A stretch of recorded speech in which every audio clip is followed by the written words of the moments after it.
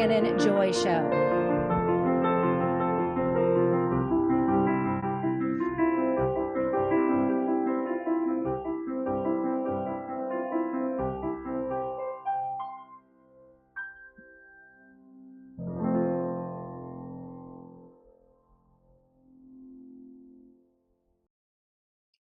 Hello, world, and welcome to the Shannon Joy Show. We're broadcasting live from the Joy Virtual Studio right here in the beautiful Finger Lakes region of New York State. It is so great to be with all of you today.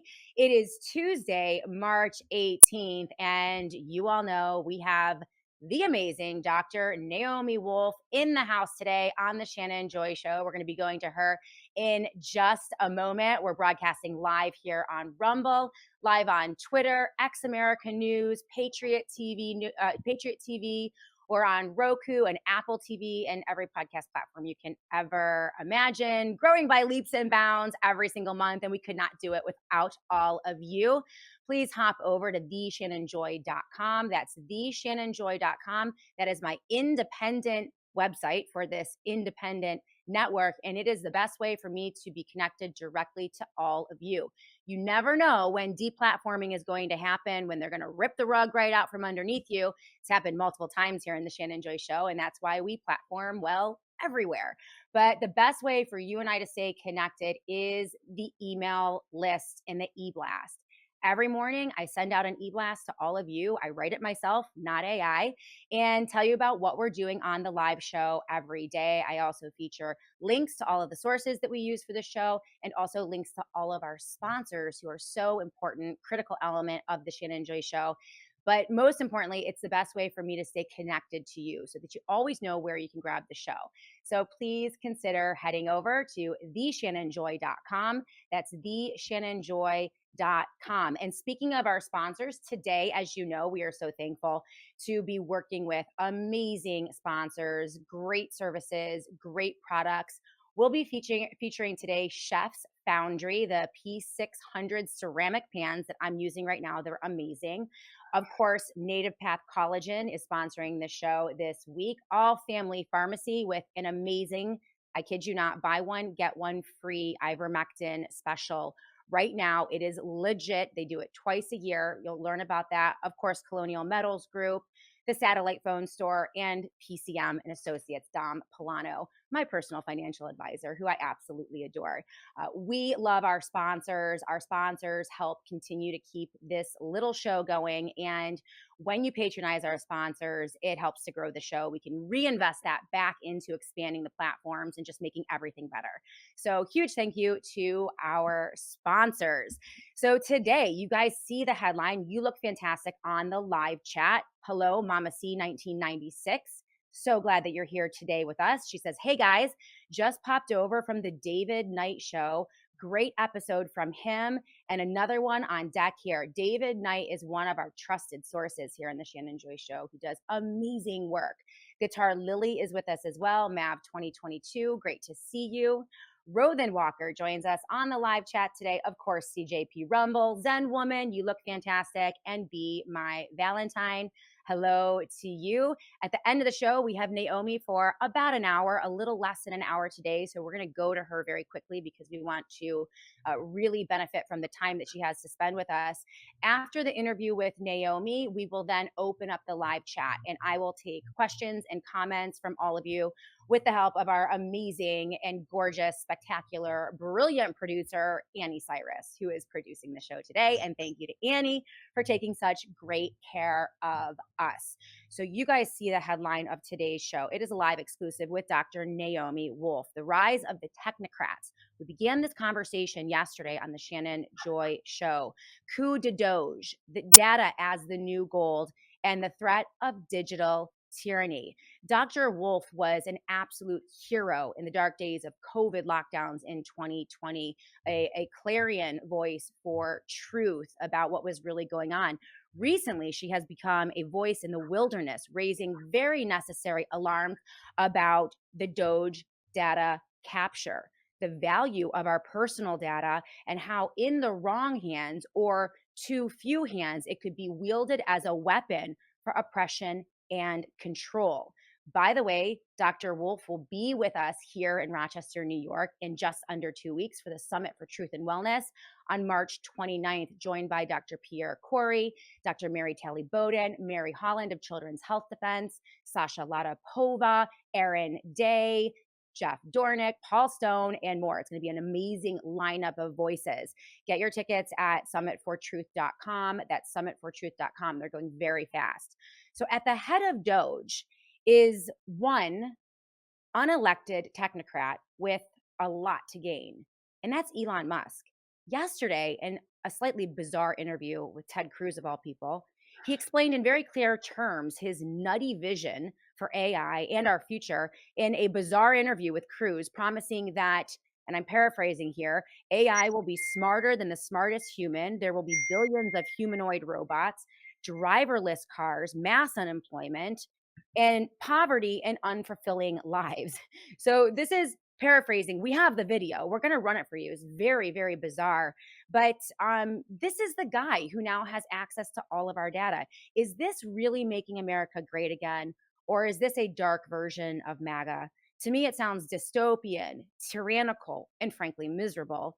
And rhetoric like this reminds me of the World Economic Forum and Yuval Harari, Klaus Schwab, and their vision of the Great Reset in the 21st century controlled economy. You'll have nothing and be happy, right? So we're going to talk about this and all of these topics and more with our good friend, Dr. Naomi Wolf. She is the CEO of Daily Clout, an amazing organization for truth and information. And I'm going to welcome Naomi on to the Shannon Joy Show. You look beautiful today, Naomi, coming back from India, where you did some really important work, which I would love to hear about kind of before we get into the meaty topic of the day. But how was India? Oh, transformational. It's my third time, but this is the first time I've really been able to dive into exploring, which I did for a week, Jaipur, Agra, as well as Delhi, where I started out. And I just feel like I miss it. It's so refreshing, Shannon. Like, I love my country, I love the United States, but you can really feel in a country like India, which has nukes aimed at China, right? That no one's messing with their culture. You can't feel that weird globalist intervention in every little thing in our personal lives. People are very committed to their faith. There's festivals and community activities. I was there during Holi, which is this really fun festival where people throw painted, like dry painted powders at each other. It felt like the world felt before 2020. I think much less geoengineering. Maybe it's not 5G. I'm not sure exactly, but like literally, Shannon, the vibe was different. It felt really the way I remember the earth, warm, solid, human centered. And there was lots of interesting, like, this is a long answer to a short question, but compared with our culture right now, which again has so much globalist and Marxist interventions in it that are not organic, what really struck me is how every Bollywood clip, every music video was about love and family, like romantic love and family. And you just think, when's the last time I saw a Hollywood movie that was about, true love that actually worked out and celebrated family? So it was dramatic to look at what we've lost, really, because they Wow. haven't been targeted in the same way, I think.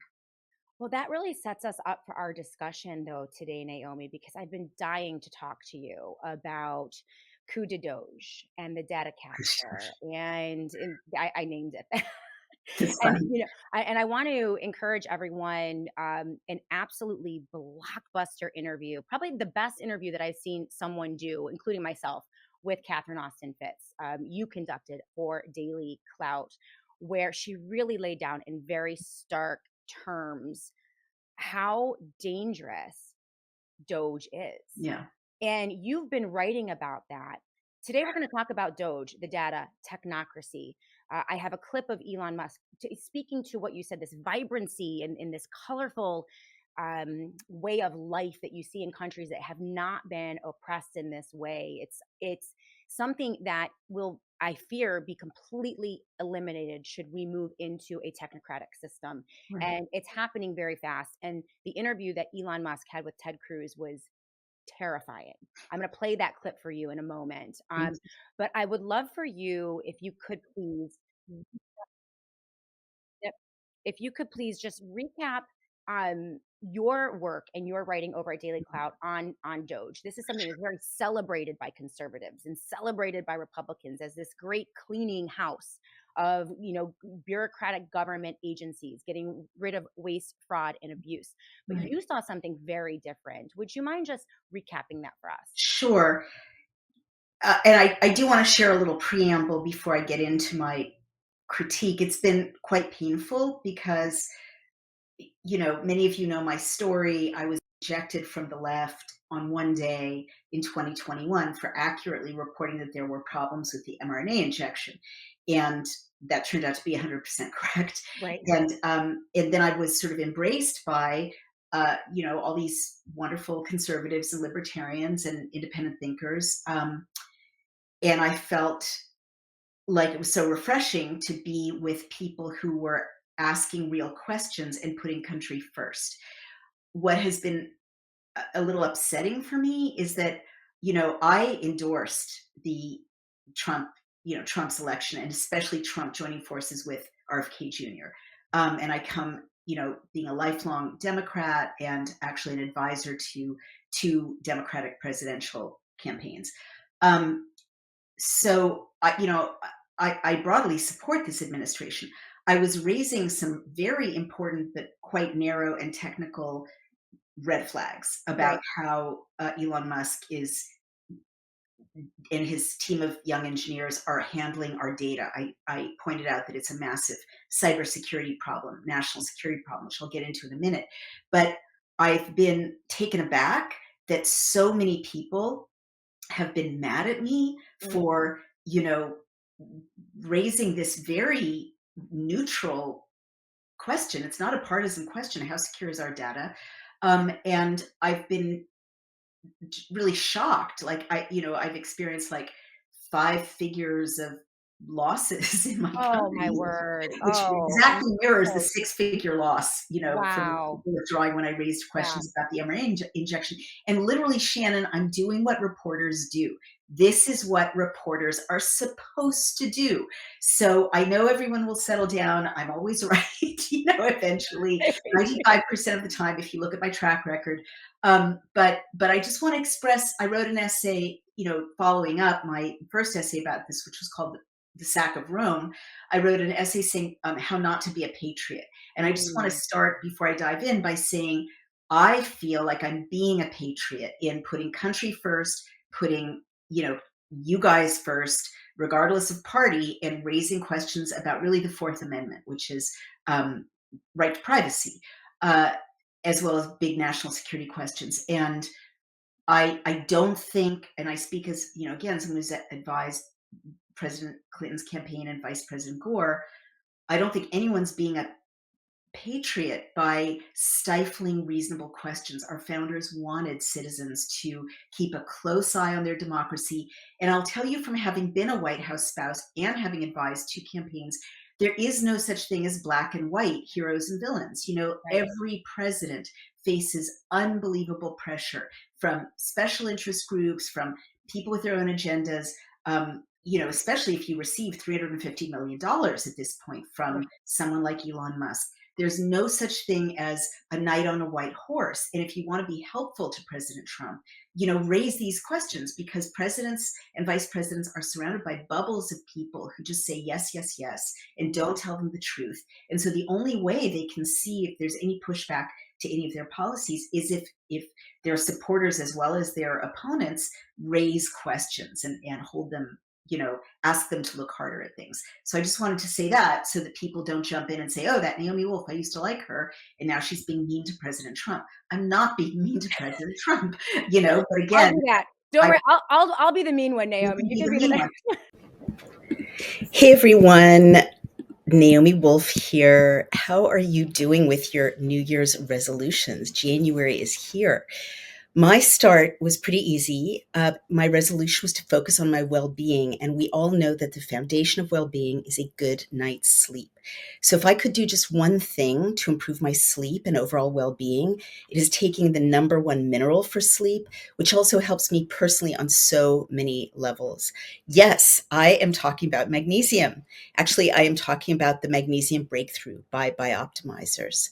It's 7 different forms of magnesium in this supplement, which are involved in over 600 different biochemical reactions in the body. Pretty much every function in your body is upgraded when you do take magnesium, from the quality of your sleep for your brain function, metabolism, to your stress levels. And even if your 2025 resolution is not to focus on your health, as mine is, how are you really going to be able to achieve all your goals without quality sleep and stress management support? It's hard to do that. So please do yourself a favor and make Magnesium Breakthrough part of your daily routine this year so you can get the vitality that you need to conquer your dreams. Go to buy optimizers.com/daily clout now and enter promo code daily clout to get 10% off of any order. And if you subscribe, not only will you get amazing discounts and free gifts, you will make sure that your monthly supply is guaranteed. Again, that's buyoptimizers.com/daily clout, promo code daily clout. Take care. But I do think we all have to put country above any administration. All right, now to my criticism. I am the CEO of a company that does something very similar to what Doge is ostensibly doing. At Daily Clout, we have what's called an API, which is a flow of data, and and it's government data, right? And so we have tools that sort through government data sets and create what's called a user interface, UX, and or UI or UX, right? And that allows people to read and understand and see patterns in government data. So that's exactly what Doge is doing. So I literally understand what's supposed to happen when someone like Elon Musk goes with, I believe, 6 young engineers, some of them as young as 19 years old, first on a weekend where they had a confrontation with people, government employees who are trying to protect the data, and they fired them or they put them on administrative leave, and then they engaged with our data. So right there, I saw huge red flags. One of them was, um, well, just it's very suspicious when you make the people who are supposed to secure the data go away, right? That's Right. not good cybersecurity practice.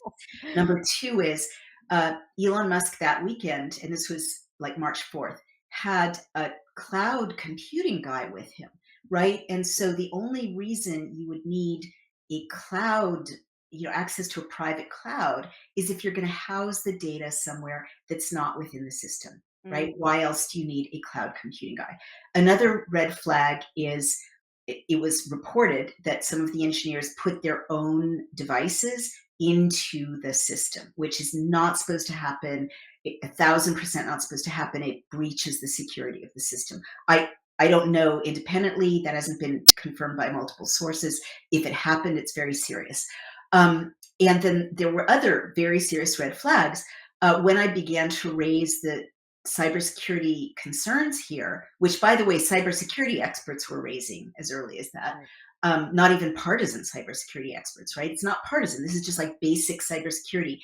You don't let people suck the data out onto their own computers. You don't let people engage with things without oversight. I mean, there are very strict checks and balances that go into securing data when people are working on it. We don't know what NDAs this group signed. That's non-disclosure agreements. So are they free to share our data elsewhere with third parties? And it is gold, right? It's Yeah. the US, it's easy to hate the government, right? It's very fun right now to hate the government. But from a from an AI perspective, from a tech CEO perspective, there is no more valuable data set than what's housed inside the system of the US government. Mm. It's secure, it's mostly correct, with, of course, some errors. But compared with what people in the AI arms race, and I'll get to the AI question in a minute, are Yep. working with, which is kind of everything else out there, blogs and gossip and the Kardashians and so on. It's a pristine gold mine, and it's protected. It's protected by the Fourth Amendment. There are, it's a criminal offense, as Catherine Austin Fitts pointed out, for a government employee to monetize the data, your data they have access to. And there are walls between the agencies. The Department of the Census can't share my address and who lives in my household with the IRS. The IRS can't share my income with the Justice Department, right? These Right. are very carefully siloed. And the, the, the protections around our data, just before I get in again to the red flags, mean that you can't create two really bad things, at least. One is you can't easily create an enemies list. And Mm. every tyrant, from the Nazis on, right, or actually Mussolini on, every tyrant in the modern era wanted to press a button and create a list of where their critics live, where the opposition lives, who are their relatives, so that who the Jews are, right? IBM Right. helped the Nazis create those lists, so Right. that in an instant you can go round up your opponents before they have a chance to fight back. So that's what you couldn't create before out of government data. The other thing you couldn't create out of government data was a social credit system, like a Chinese style social credit system. And we've been fighting this since 2023, as Mm. we passed bills against vaccine passports. But Right. we, the filters that the fact that the IRS can't combine with the Census Bureau, can't combine with the Justice Department, can't combine with my medical records means that no one can create an app that has, if Naomi's ever been treated for depression, if Naomi's on SSRIs, if Naomi's ever had a bankruptcy, if if there are things that could compromise Naomi's family, where does Naomi live? Where do her family members live? No one can create that. So no one can switch me off, Right. right? But Elon Musk is trying to create that. He calls it an everything app. So by accessing all of the data sets in the house of the federal government and dumping them in a central repository, which Thomas Shedd, his lieutenant, said they want to do, right? But even just having access to these different data sets allows him to create overnight that social credit score that can switch you off without you even knowing, right? If he has those data sets and he creates these filters, and they can be internal, right? We don't even have to know.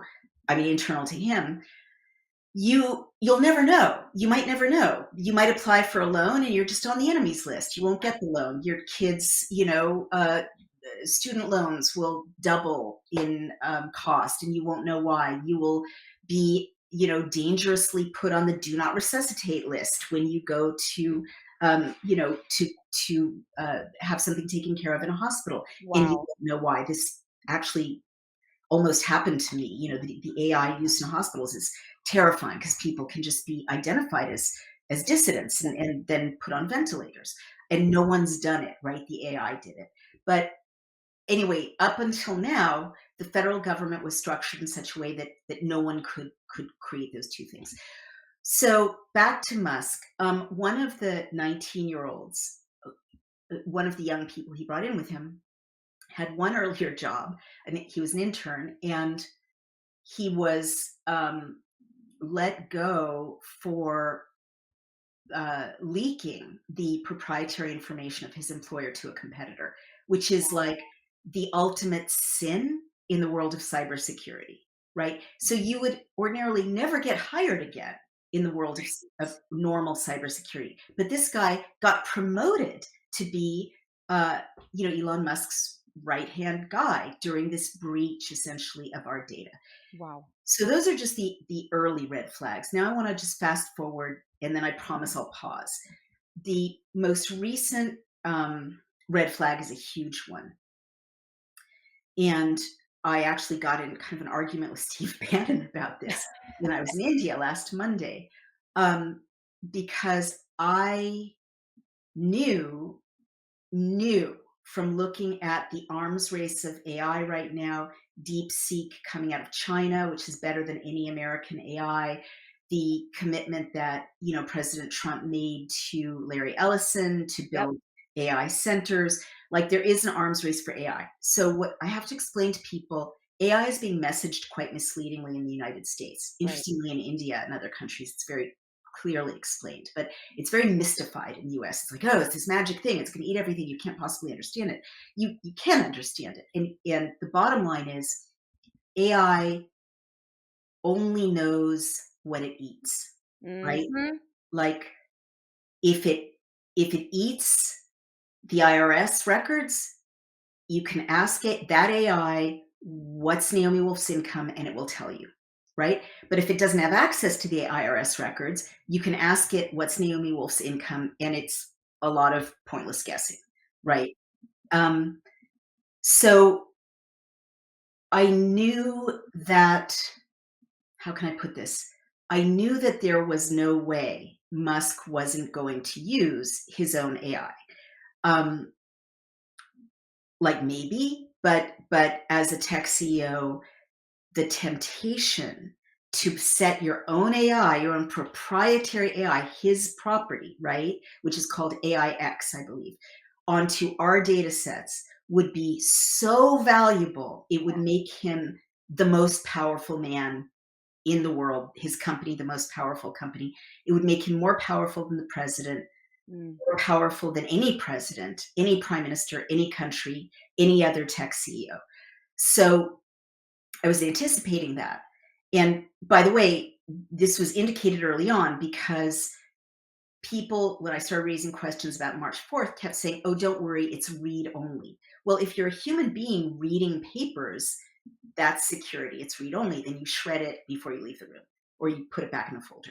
But I knew that read only can mean machine reading, right? Yep. Which isn't secure at all. And Right. there was poor Scott Bessent, the Treasury Secretary, saying, sent out, and his body language looked very uncomfortable, sent out to say it's fine, it's just read only.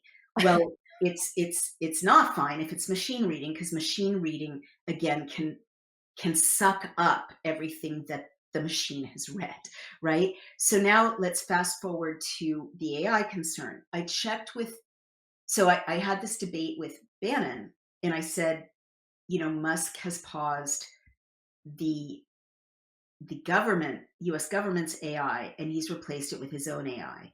And I knew that from the sources that I'd read.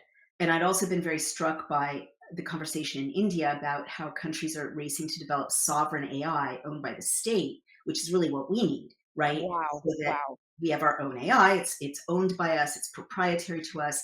It's secured by us, and that's what we were developing when Musk paused it. And I'm almost done, I promise. Sure. So Musk did introduce his own AI to the work he was doing at Doge. Wow. Yeah. And now this could be okay or it could not be okay. It, and bear with me, last nerdy thing I'm going to say.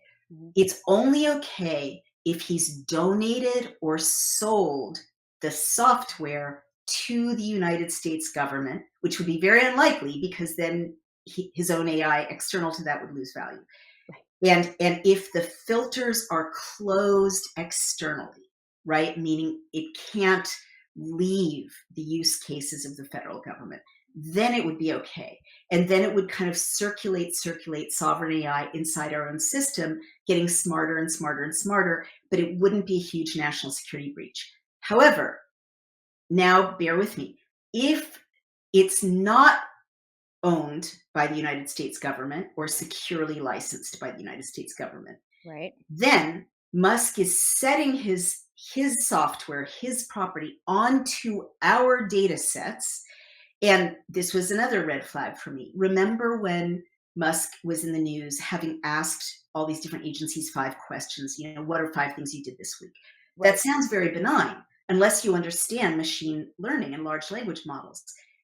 The only real, it's not a really great management technique, right? It's not going to give you a lot of useful information unless you go through every one of those in a human way. Okay. But if you have tens of thousands of people giving you every week the 5 things they did, you've got a fantastic data set to put your large language model reader onto and see patterns and extract the information. So this becomes a huge national security concern. He asked the FBI, and thank God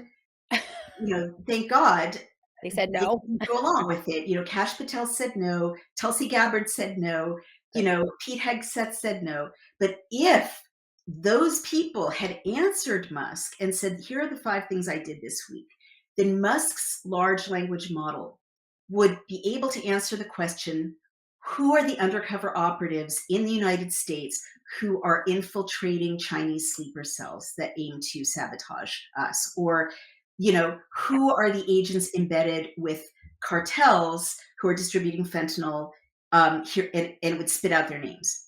So depending on the filters, because AI, if it's not externally filtered, can go anywhere, right? It can go on the dark web. Other people may be able to access it who are bad actors. China or the cartels could ask that question of the AI and get the answers, right? So that's the end of the FBI. That's the end of the CIA. That's the end of our privacy, where we live, what we make, et cetera, forever. Because once it's out the door, it's out the door. So I think I've now clearly explained what the dangers are, and this shouldn't be difficult to answer, right? I've been raising these questions for a month. The White House should be able to say everything's stopgapped. The only people who've touched that data have clearances. That we own the software and it's filtered externally. I haven't heard that. No. So my, absolute horror as I'm watching this is I feel like Susie Wiles and President Trump come from another, understandably, generation, and they're not tech CEOs. So they may not understand, because they fired the people who could say, hey, this is really dangerous. This is a national security risk. This is as well as software, all our proprietary IP, that this is a huge cybersecurity risk. They fired those people, or those people are now scared to speak, right? So that's my concern. Of course, I want, fraud and corruption waste to be rooted out. I find it notable that this tech expert, Elon Musk, doesn't put the links or the data of the programs that he claims he's fixing, anywhere. His website, the Doge website, is ridiculous. It's like screenshots. Low tech. Check what he's So saying. low tech for the Right, highest very tech low in the tech. world. It's like Very low a tech. joke. Sorry for the long rant, but those are my concerns, and they're very serious. I don't mind the rant at all. I don't think it was a rant. I actually think it was a very sober and clear and honest description of what happened in this country. And I don't think that it is an overstatement to use the word coup d'etat. And when you consider the fact that Elon Musk and Larry Ellison of Oracle and Peter Thiel and Alex Karp of Palantir, the trillions upon trillions of dollars, the value of going in and essentially taking over the functionality of the US government, if they can, is mind-boggling. Right. What you said blew my mind. Multiple, I mean, time after time after time after time. The scope of this, I think, is breathtaking, and it's incredibly dangerous. AI in and of itself, in my opinion, is incredibly dangerous to the human condition because it necessarily needs humans. It needs data. It's not creative. It can't think for itself.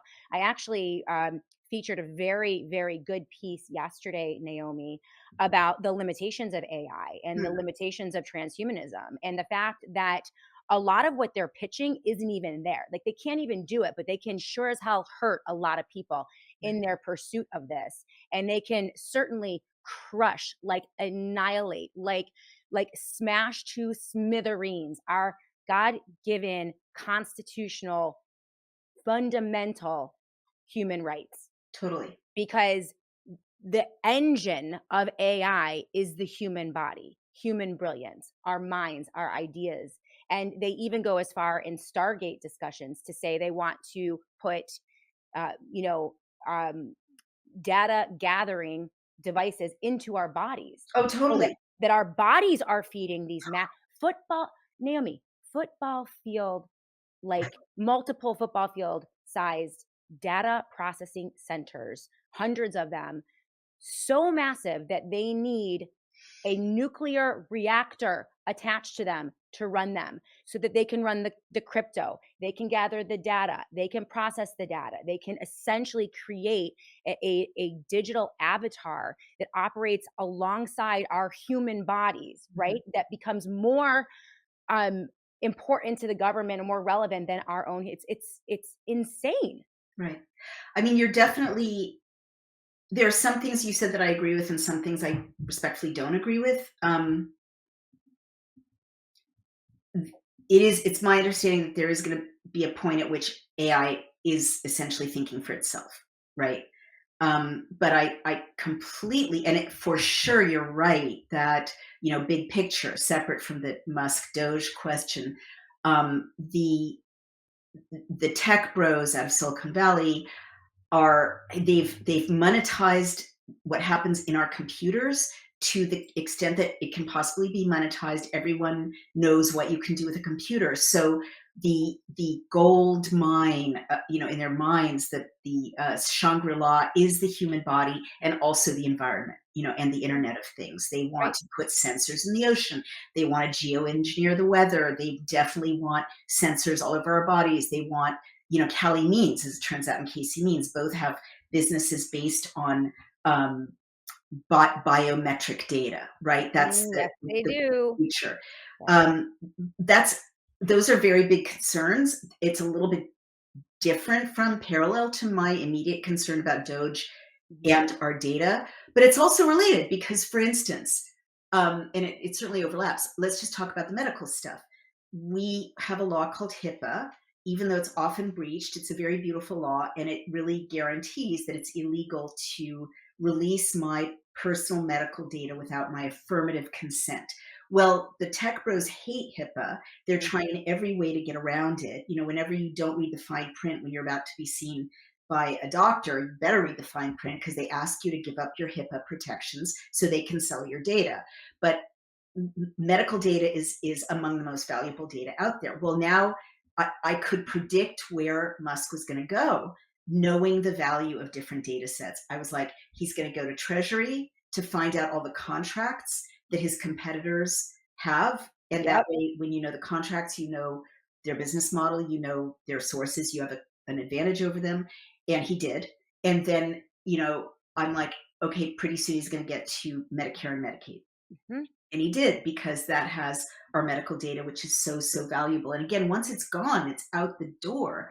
Um, it also, you can blackmail people with a lot. No, I'm not kidding. I know. You look at him personally, like he has big interests in China, and China have big interests in him. Yes. And what people have to understand about like a software company or a tech company is that he's he's not the only person, right? Like he might never hand over our secrets to China, but if his AI has ingested our secrets, it's perfectly, depending on his non-disclosure, non-compete, which is why I keep asking about that, it's perfectly obligatory for him to serve his shareholders by bringing that enhanced AI to China, right? If they're buying it from him and so on. So let me just give you one more real life example of how scary this can get. Well, two real life examples. Um, I was in active litigation with Elon Musk for Twitter having censored me in 2021. And we were in settlement talks. I was in settlement talks with X's lawyers when I learned that my co co-plaintiff, who had been President Trump and other people who'd been censored, it was a class action suit, Mm, was now working with the defendant, which was Elon right. Musk. Weird. And that was weird. But even more upsetting, I read that Musk now had access to the Treasury Department and IRS records. Now, that means my posture at that time, and this is just one little human example, but this could happen to anyone now. I was telling my lawyer, tell them money means nothing to me. Tell them they can take their, X number that they've offered me and, use it to, set fire to it in their kitchen. I was Right, right. Yeah, I don't care about the money. The Constitution is more important. That right. was my negotiating posture, Yes, right? For a very important settlement for me, for my kids, for my elderly mom. Well, sure. all his lawyer has to do now is look at my tax returns to find out that's not true. That's totally a bluff. And She needs the money. She needs the money. right, We can go, exactly. yeah, But the like, thing it is, put them in as a soon as I realized that, yeah. there was no point in my even trying to negotiate anymore because I had no more power. Right, right. And but never in our judicial system, never would the defendant get a chance to see, those records of my income. That wouldn't happen.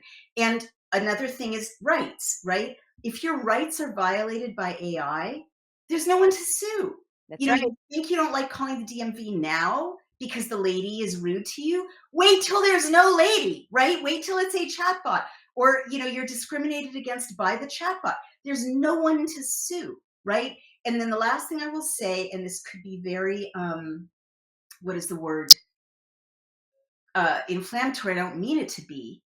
And my point about the litigation is just like everyone now is disempowered in relation to Elon Musk, Right, right? Like right. any company, like if you buy a Tesla and it explodes, good luck suing Elon Musk, right? Because he can see exactly where you live, what you earn, what your vulnerabilities are. He has a dossier of opposition research on Yes, you, he basically, does. right? Yes, he does. So then the last thing I want to say is please don't get mad at me, but we have to be vigilant. X went dark a couple of days ago, and also this was after the AI got unleashed on our data, with unknown filters. Soon after that, dissidents who've been critical of money going to Ukraine, I think is one thing that unites a lot of them. Conservative commentators kept getting swatted, and they Mhm. got swatted, and they got swatted, and they got swatted, and they got swatted. And it's not just in one case that the individual, I think it was Nick Sorter, who got swatted. His relatives also got swatted. Right. So this really makes me worry because this is exactly the kind of thing I've been warning people about. Maybe it has nothing to do with the cybersecurity issues. However, that data, those data, where do these dissidents live and who are their relatives, is not that easy to come by. That's I know right. people keep saying, oh, there are all these data breaches. It's hard to find. You Right. may find that person's data on the dark web or that person's data, but to have access to the services that, for instance, Brian used to use when he was a private investigator, you have to be a private investigator with a Right. license, Right. or a cop, right? Or a member of the federal government of a certain kind. You can't just get access to where everyone lives. Well, now, I'm not saying it's Elon Musk, but maybe, again, AI doesn't live in a specific place. Depending on who has access to it, it can live in multiple places. It can live on the dark web. Somehow, there's a list, Yeah. with everyone's information and their relatives' information. So the Ukrainians got it, or mercenaries got it, or whatever. It's a fucking cybersecurity breach. I'm It is. sorry for my language. It's okay. Forgive me. I'm usually much more ladylike. My grandma would be very upset if she heard me say Listen, that. But I can't say, listen. like, this is what happens in a cybersecurity breach. That's exactly what happens. I think the dropping of the F bomb is completely apropos for the severity of the situation. I found myself cursing like a trucker throughout 2020 because the whole thing was just, I mean, it's just way too much. And I feel like we're here again. Again, It's as if it's a continuation of the degradation of our society, our constitution, rule of law, and it is happening at the hands of the guy, I guess, who was supposed to be on our side. right. And this is incredibly concerning. I woke up on Monday yesterday.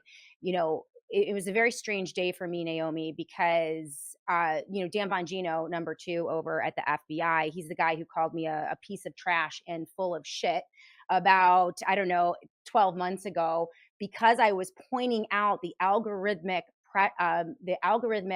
preference that certain voices were getting in terms of the election on Twitter and Rumble. And I was calling into question his financial connection to Don Jr. and his financial connection to Truth Social, and simply saying to my audience that, this is a conflict of interest. And if his audience doesn't know this, then he can't present himself as a fair and balanced, arbiter of who should win the primary, right? He has to disclose this. He got very angry with me on that. But it is frightening. Was that correct? Did he have a Oh, conflict of yes. interest? Yeah. I want to say, if I'm pulling it off the top of my head, somewhere around the range of $200 million invested in Truth Social. Whoa. And so, and Don Jr. has, I don't quote me on that. I think that that's what was uncovered. There was some great reporting on it, and it made him very angry. But to your point, as a dissident, I don't feel good. It doesn't feel good to know that all this information is out there, that there is hostility, and that we've moved to this level of control. I mean, in every aspect. And we have to go to break. We're going to come back and we're going to play a video of Elon Musk. To your point, the confidence that he has right now is frankly terrifying to me. And the way that he speaks is terrifying to me. I'm going to show you the video and I'm going to get your response on it when we come back.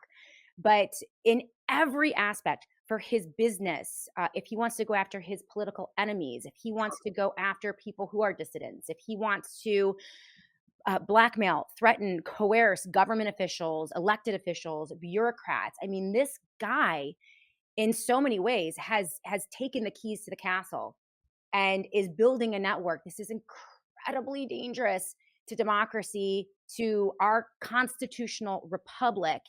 And the lack of alarm that I see from conservative circles and conservative media is breathtaking. It is reminding me again of the lockdowns of 2020, where they just all went away. Everyone went away. They had nothing to say. So I'm going to get Naomi's positions on these when we come back. We have to go to break and take a look at our advertisers. We are going to look at that conversation between a bizarre conversation between Ted Cruz and Elon Musk. We're going to get Naomi's thoughts on that, and then we'll let her go. We'll be back in a moment right here on the Shannon Joy Show. Trump is fully in the process of draining the swamp, but the uncertainty for many is, will he expose the entire pandemic?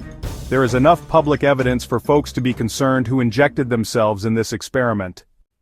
If you were forced to get the shot to work, travel, or maybe you just trusted the system back then, check out this natural solution formulated by Dr. Peter McCullough in collaboration with the Wellness Company. And they just leveled up their original detox formula for $30 less. Introducing the 3-in-1 Ultimate Spike Detox, conveniently consolidated into one capsule, with 4 times more nattokinase, 500 milligrams of bromelain, and 500 milligrams of turmeric root extract. Nattokinase, an enzyme researched for its anti-clotting effects, may work to break down spike proteins. Combined with bromelain and curcumin, it provides a potent blend for detoxification and cellular support. Crafted with 100% natural ingredients, Ultimate Spike Detox is backed by research, offering effective support for your cell's natural repair and recovery. Experience the only formula approved and used by Dr. Peter McCullough, a top freedom-fighting doctor who risked it all. Head to dailycloudhealth.com and use code DailyCloud to get 10% off plus free shipping. Again, that's dailycloudhealth.com and use code DailyCloud to get 10% off. Get back to that pre-COVID feeling.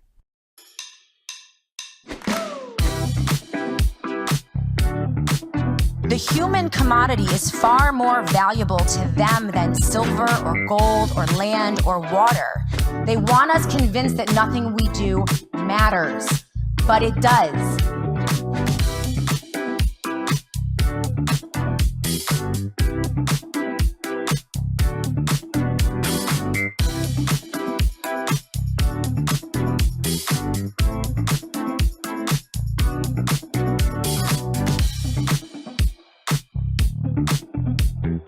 You are going to be armed with truth, and you are going to be armed with everything that you need to go out and claim authority on this topic.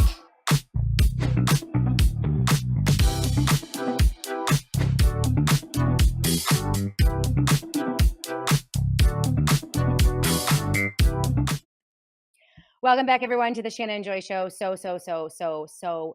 excited for the Summit for Truth and Wellness. Such amazing voices in one room live here in Rochester, New York. March 29th, summitfortruth.com, summitfortruth.com. And yes, we're expanding the discussion because it is going to impact your health. Transhumanism, the technocracy, and what they have planned for us in the 21st century is going to impact our health. And it looks as if they're barreling forward. So really looking forward to that. Also, I wanted to mention Chef's Foundry, new advertisers here in the Shannon Joy Show. I didn't know this.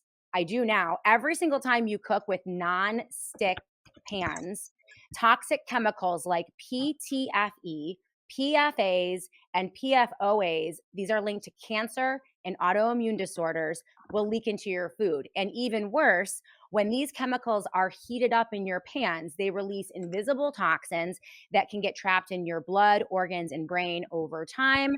They build up, causing cancer, heart disease, infertility, among other things. And this is why I'm so thrilled. We got our P600 ceramic cookware from Chef Foundry about a month ago, and absolutely brilliant. It's 3 pans, 3 sizes, completely nonstick. I cannot believe I haven't been cooking with ceramic for all of these years. And I have the peace of mind knowing that none of the bad stuff is leaking into our food and de facto into our bodies. So right now, the P600 non-toxic cookware from Chef's Foundry, it's Swiss engineered, ultra durable ceramic. And unlike traditional nonstick pans, there are no PFAs, PFOAs, lead, or cadmium. 55% off right now. Okay, so there's only one way to get it. chefsfoundry.com/joy, chefsfoundry.com/joy. 55% off your set, and that is just for the Joy audience. So go to that landing page. It's linked in the show notes, and get your pots and pans today. I absolutely love cooking with them, and you're going to be learning more about them in the coming weeks. Welcome back to our astounding guest, Naomi Wolf. Thank you so much for joining us today. I am so thankful for your voice. Sorry. Yeah, I know. Your camera looks great. You look good. You look good. Thank you. So why don't we do this? Mhm. Let's look at this video of Elon Musk and Ted Cruz. It just dropped yesterday. It's already going viral on social media, I think because of the creep factor and the creep nature of it. But let's take a look at what Elon Musk had to say about the next 10 years. And he says it with authority, guys, a lot of authority. Let's take a look. AI. In 10 years, how is life going to be different because of AI for just a normal person? Well, 10 years is a long time. In 10 years, probably AI could do anything better than a human can, cognitively. Probably almost, I think in 10 years, based on the current rate of improvement, AI will be smarter than the smartest human. There will also be a massive number of robots. So humanoid robots. By the way, I got to ask, how come your robots look so much like the creepy robots for my robot? Was that intentional or just... I was hoping he was going to say, yeah, just to mess with you. It's not meant to look like any prior robot. We'll iterate the design. You'll be able to have... A lot of the robot parts are cosmetic. You'll be able to switch out the kind of snap-on cosmetic parts of the robot, make it look like something else if you'd like. So there'll be ultimately billions of humanoid robots. All cars will be self-driving. In 10 years?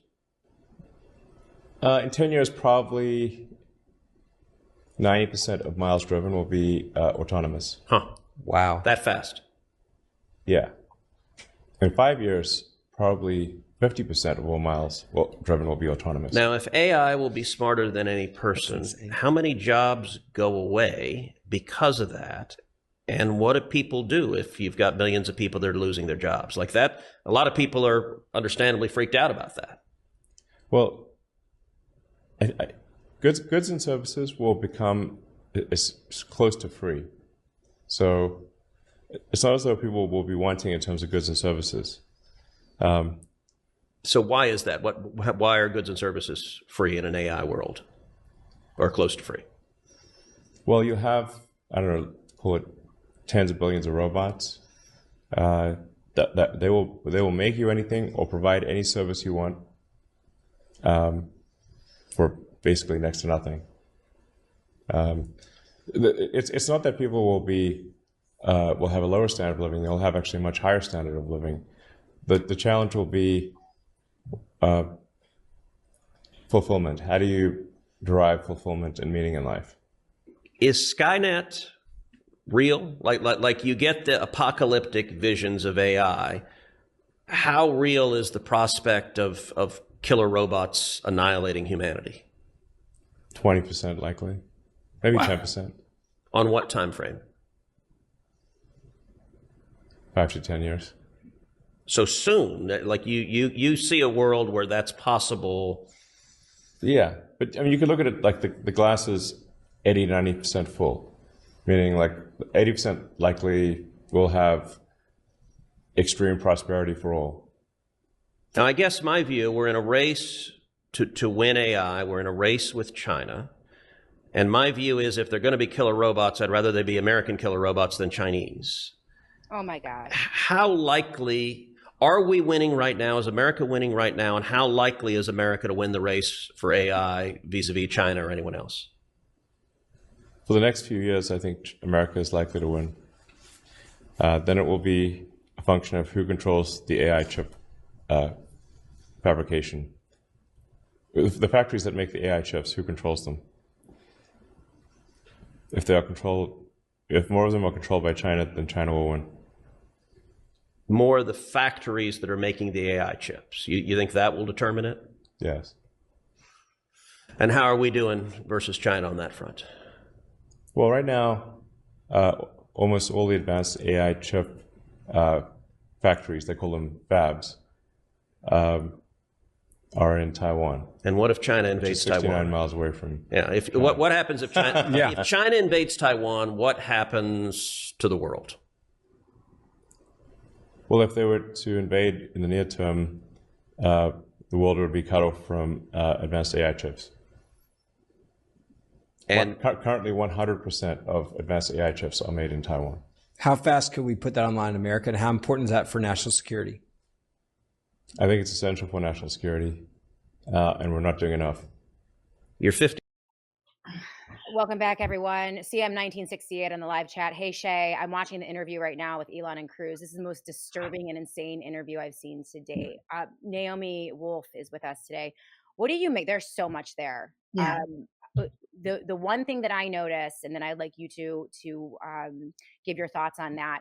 One of the biggest things is the level of authority that Elon speaks. I mean, he doesn't look well, first of all. He doesn't look well. He's not articulating well. And I'm not sure what's going on with him, if he's on something or whatever. But the authority that he speaks, like, this is what's going to happen. This is what we're going to do. This is how your life is going to look. He is projecting utter dystopia in this calm, cool, and collected way. And the guys who are supposed to be the elected representatives, who are supposed to be in a position of power, seem to be deferring to him as if he's some kind of godlike character that is going to usher in this new thing. That's my kind of takeaway, first and foremost. But I'd love to get your thoughts on that discourse. Well, unfortunately, I've now been around a number of people who are on the inside of creating and distributing the AI of the near future. What Elon Musk is saying there is not unusual or just his point of view. It's kind of the consensus of, I heard from the AI specialist at Microsoft at this conference in India. I heard from, a guy who's at the center of AI at Harvard, a guy from Deloitte, who specializes in AI futures. They all agree that the near future is going to be one in which there are billions of robots. There are very few jobs. Most jobs with which we're familiar now won't be needed anymore. A handful of jobs will still be needed. Interestingly, creative, work robots can't do yet, like arts and theater and music. I mean, music they can do, but creative thought will be needed, but coders won't be needed because AI will be able to do the coding. Engineers won't be needed because AI can do the engineering. Nurses won't be needed because AI can do a lot of the functionalities of nursing. So this vision of people having less and less of a role and AI doing everything and there being many fewer jobs and much less meaning is shared. I mean, it isn't. Oh, I know that's what Yeah, the billionaire class thinks, and it's clearly what they want. You and I might disagree on this. I think they're full of BS. I think they're completely full of BS. I don't think this is anywhere near as advanced as they think it is, but they are going to use it to scare the crap out of us so that they can embark on this AI arms race, mhm, World War III type of situation. And you saw, they allude to that. This yeah, is a national security issue. You all have to hook yourselves up to the data centers and give us mm, all your data and all of your information so that we can beat China. So mm, that, Ted Cruz says to, well, I'd rather we have killer robots from the US than killer robots from right, China. I'm like, so I've heard this over and over. When they right. start beating the war drums, I don't think they're anywhere near as capable as they think they are. Elon Musk's own Teslas drive themselves like off cliffs into buildings. Like they don't work. Right. They don't work. Well, I And think the thing that's missing from this conversation that we watched is the deployment of AI still is a human decision, and we right, can choose policies that are human first, right? right, Like even now, like, okay, the presentation from the Harvard guy was very excited that drug trials, which are now run by human nurses, which can only reach maybe 120 people, can, with AI nurses, be amplified to reach thousands of people at once. Well, that's a policy decision. We don't have to do that, and the downside of having an AI nurse, processing people going into convulsions or whatever, is very substantial. So we can choose to have policies that are human first and restrict AI to, help me find the quickest way to get to Great Barrington, Massachusetts. right, That's within our power. I do agree with you that there's a lot of like mystified kind of comic booky from the 1950s messaging about how freaky it's all going to be. And interestingly, it definitely positions this handful of tech bros as the only guys who can save us, the only guys who understand what's happening. And you can see that. You're right about this, Shannon, in the body language of our elected officials. They're like, what do we do now? Instead of like, well, let's just, get our own experts, yeah, drill down into what they're saying to us and create policies and pass laws that will, restrict this or have a human right, first option. Now, that said, what Musk is saying about Taiwan is also real, right? It, yeah, it is, it's the same kind of fight we were in the 50s with nuclear, right. with Russia becoming a nuclear power, or with the arms race, I should say, right up until the end of the Cold War. We do have to be aware of what China is doing. We have to be aware that they can deploy their AI against us. National borders don't really stop that from happening, which is kind of what I've been trying to warn people about, Right, with saying this is what happens when Musk gets his AI on our data, depending on the context in which right. he's doing it. Um, we do have to follow this very carefully, but we Yeah, don't need a world in which our policies are robots first. We get to choose. And the other thing is who owns the AI, right? I mean, something interestingly Musk didn't say is it's a national security concern. And that's why the United States needs their own AI, right. sovereign AI. He wasn't saying that. He wants it to be his AI, and his AI is China's AI, or whoever, all of his contractors whom we don't know, all of his clients whom we don't know through his AI Hmm. firm. So it's a lot more complicated than the way he represented it. And I agree that, he's projecting this kind of I'm in the priestly caste and this is the future. That said, I do want to note the injection, which did reduce human populations and human fertility, got rolled out right before AI got rolled out. Hmm. It's something to note, right? Absolutely something to note. I think that in a real sense, And I think you're experiencing this, and I'm experiencing this, Naomi, and a whole host of Americans and humans. I'm really dissatisfied with computers and electronics and this whole digital thing. And I Mhm. find myself as a human limiting my access and my exposure Good. to digital You devices should. on a daily basis, You to the should. point where there is a market. I believe there's a market out there. I want a dumb washing machine. I want a dumb car. I want it I done. want a dumb refrigerator. I want mechanical devices with zero computer chips or electronics because I want them to work. Yeah. And I really don't need all of it. And It's well, and also not to be tracked. I right, mean, right. yeah, we've been propagandized that digital is always better, and often digital isn't better, especially if you don't want all your metrics to go to the cloud. Right. My dear, I need You to have wrap to it up go. and I go. always do that with you. I love you. Naomi decides when the interview's over. She's like, okay, well, thank you so much.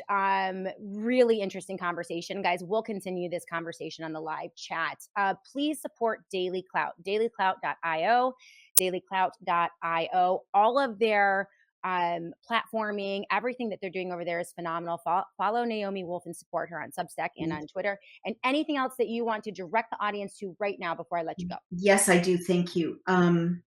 We have an amazing new product called legisector.com on Daily Clout, and you can follow, like if you're in real estate, you can follow state and federal bills based on real estate. If you care about cannabis, you can follow those bills. If you're an advocate for family issues, you can follow those bills. It's a really innovative um, platform, and we are proud of it, and it's life changing. If you're an investor of any kind, if you have a mortgage, small Wow. investor, big Wow. investor, if you're in news media, if you're in healthcare, whatever it is, you're going to be ahead of the curve if you know what bills are coming, and you can share them through social media also. So this takes away the smoke-filled rooms. It puts the power of Congress in everyone's pocket.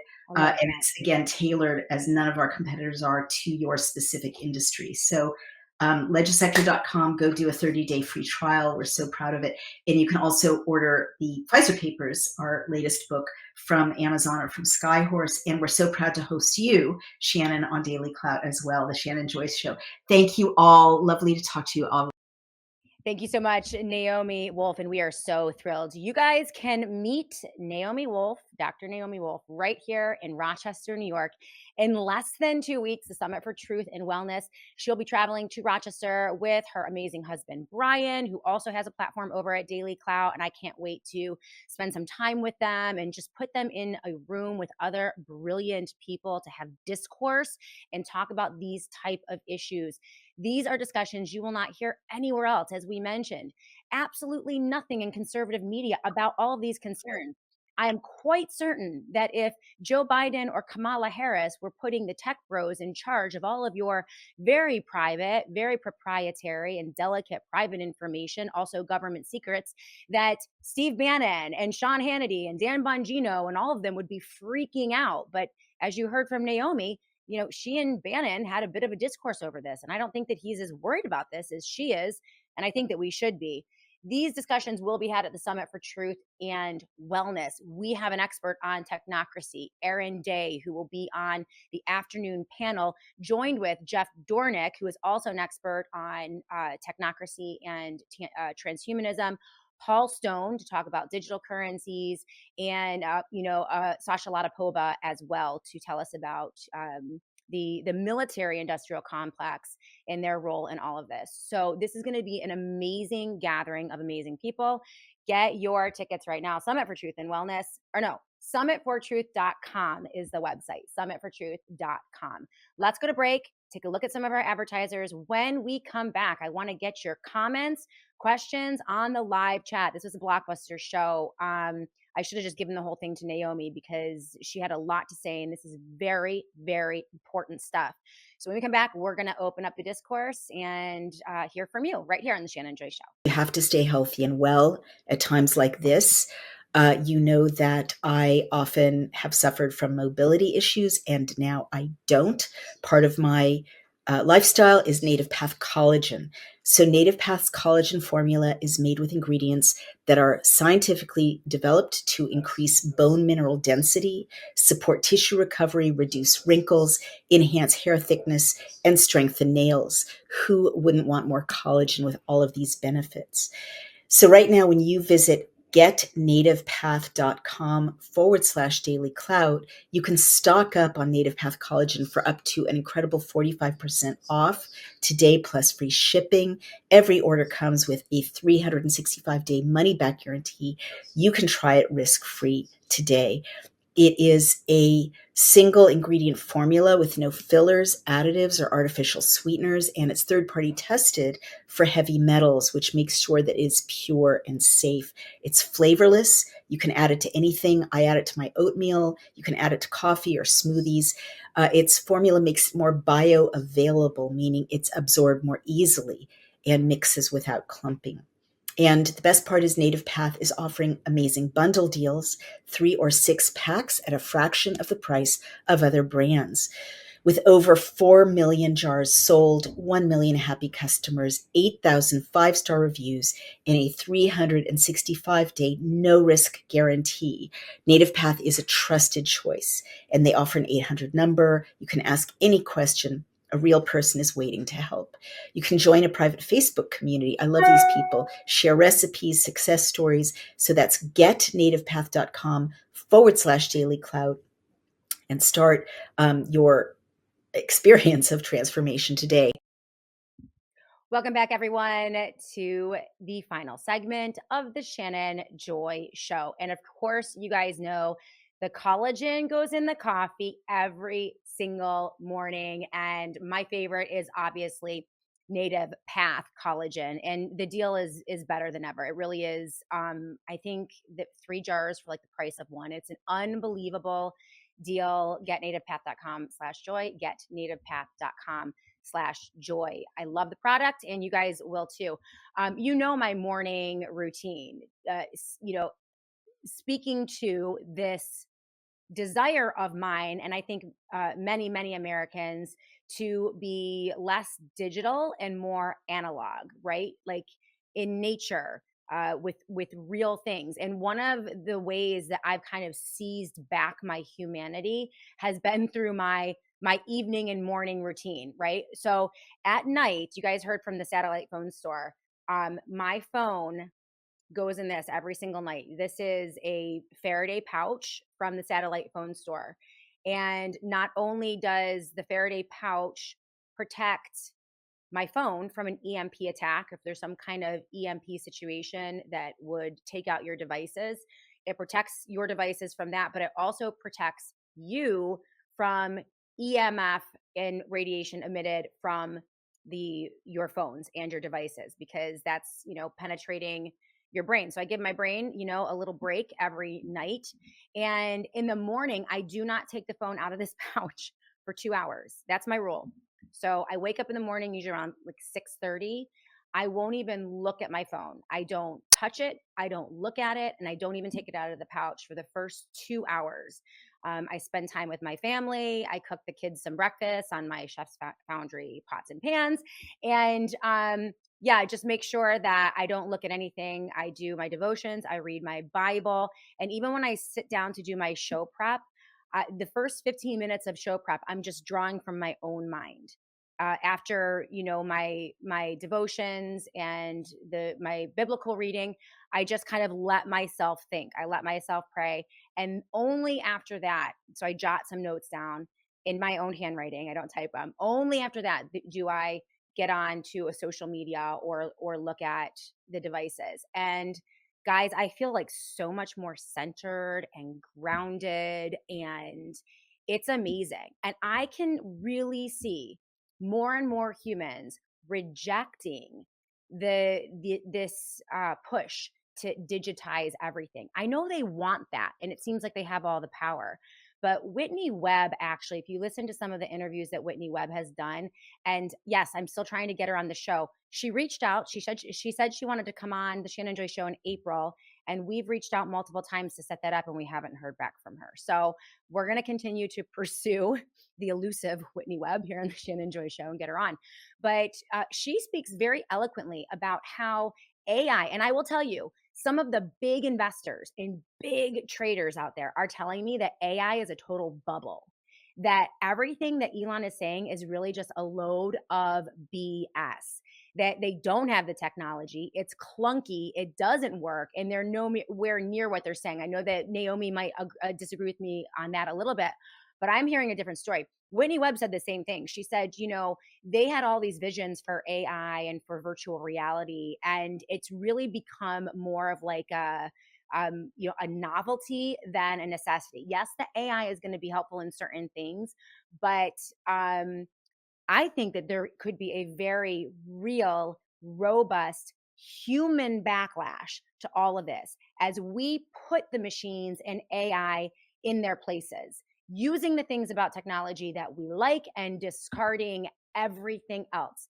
And most importantly, not allowing these megalomaniac, control freak, lunatic, mad scientists with God complexes like Elon Musk, Peter Thiel, Larry Ellison, and Alex Karp get a hold of our God-given rights, our bodies, our minds, and our souls. And I saw, as I go back to the live chat, I really do love this comment. We're going to kick off the comments with this one from Rothen Walker, which is fantastic. Shannon, the Christian understands that an intellect plus will is a soul. We know that AI can never, ever, ever replace our soul, our mind. And that was something that I discussed with you yesterday. Very important piece that was linked in the show notes yesterday about how all of their visions of transhumanism and AI and the supercomputer becoming more intelligent than a human being, it's complete bubkiss. It does not take into account biology. And Elon, in my estimation, is operating with very simplistic thinking, almost like a toddler. And the author of the piece yesterday that I referred to said it's almost on borderline insanity. These people have such inflated ideals about themselves and their brilliance and what they think they can do to create a tech utopia in the 21st century that they don't even understand the basics of human biology and the complexity of the human brain and the condition of our soul. So Rothen Walker, I agree. Humans and angels are the only creation with rational souls. Don't be fooled. I think that's a great kickoff point for this discussion on the live chat.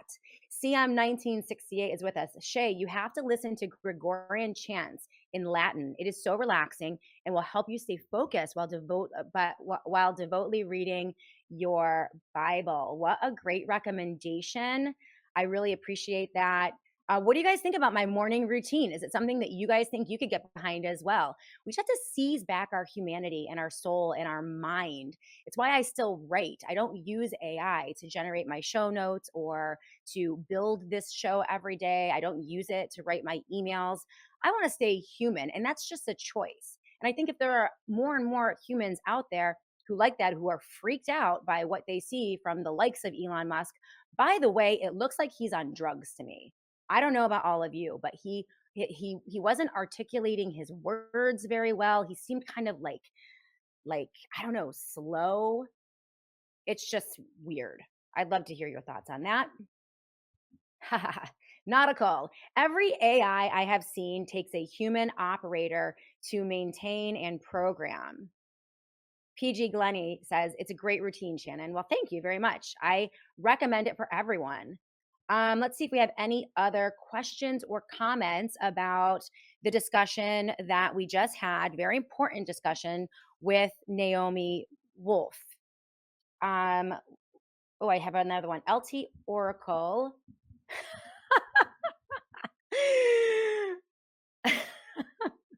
LT Oracle of Truth. I saw a YouTube of a teenager trying to open a can with a handheld opener. It was hilarious, and they couldn't figure it out without Googling it. That is too much. Oh my gosh, humans are so great. Humans are so great. Everybody likes the Gregorian chants. Okay, you guys are into them. All right, I'll check it out. CJP Rumble says probably ketamine.